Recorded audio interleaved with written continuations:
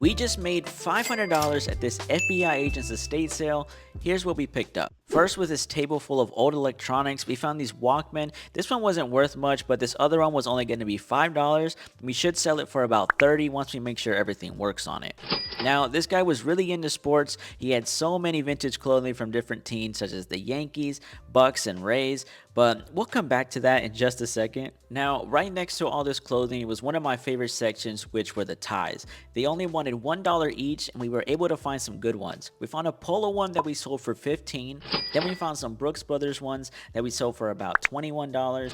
But the biggest find of this whole section was this full print equestrian polo tie. It was 100% silk, made by hand, and had the all-over pony print, and something like this will sell easily for $100 or more.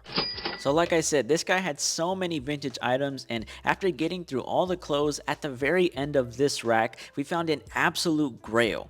This is a US men's national team soccer polo from the 1998-99 World Cup. At the time, I didn't even know what this was. All I thought it was a cool polo and it was only going to be $3. I just sold this for $150 and it sold within 2 days of listing.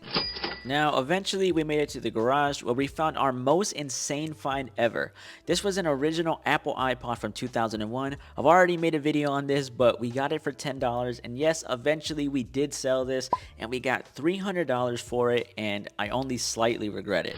Oh yeah, and we also found this other vintage iPod, but the battery ended up being busted on it, but we still sold it for parts for $30. Now, after adding everything up, it's a little over $500, and this was definitely one of my favorite estate sales that I've been to in a while.